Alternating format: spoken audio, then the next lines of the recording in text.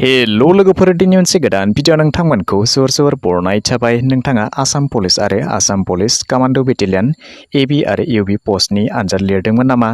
अब्ला दिनैनि बे भिडिअनि गेजेरजों नोंथांमोननो फोरमायनानै होनो सानदों जोबोरै मोजां खौरां।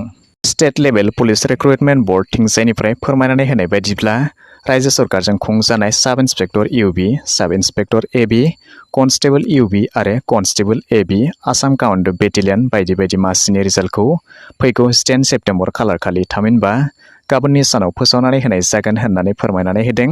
जुदि नोंथाङाबो बैफोर राज्यो सरकारनि हाजार पस्टनि थाखाय अरेल टेस्ट, विभा भइस, साइकोमेट्रिक टेस्ट बायदि बायदि आनजादफोरखौ होनानै जोबथा मासिसिम सौहैदोंमोनब्ला गाबोन बेनि फिथाइखौ मोननो हागोन होननानै बुंदों आरो बेनि थाखाय अनलाइनाव बेनि रिजाल्टखौ फोसावनाय जागोन होननानै बुंदों।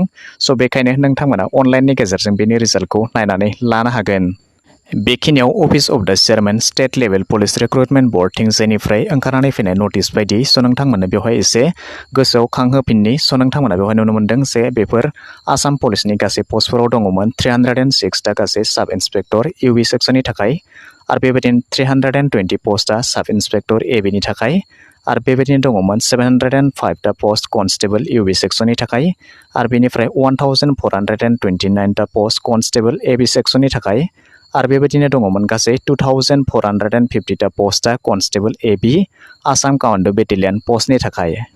बेनिफ्राय नोंथांमोना जुदि बेनि रिजाल्टखौ फैगौ 10 सेप्तेम्बर 2022 खालार थामहिनबा गाबोननि सानाव जुदि नोंथांमोना नायनो लुबैयोब्ला नोंथांमोना बेवहाय मोनसे अफिसियेल वेबसाइटबो होनानै होदों। नोंथांमोना बे वेबसाइटनि गेजेरजों गोरलैयैनो नायनो हागोन होननानै फोरमायनानै होदों। बे अफिसियेल वेबसाइटआ जाहैबाय www.slprbasam.in थामहिनबा आरो खनसे बुंफिनदों www.slprbasam.in बे अफिसियेल वेबसाइटआव थांनानै नोंथांमोना गोरलैयैनो बेनि रिजाल्टखौ नायनानै लानो हागोन होननानै फोरमायदों। स' बिदिब्ला दिनैनि भिडिअ बेखिनियानोसै। आसा खालामो नोंथांमोना भिडिअखौ नायनानै गासैखौबो बुजिबाय जानांगौ आरो जुदि माबाफोर सोंनो थाबावबायब्ला नोंथांमोना कमेन्ट सेक्सनाव थांनानै कमेन्ट खालामहरनो हागोन आरो जुदि नोंथाङा चेनेलाव गोदानैनो नायगासिनो दङब्ला अन्नानै चेनेलखौ साबस्क्राइब खालामनानै लानो थाखाय दाबावहरदो।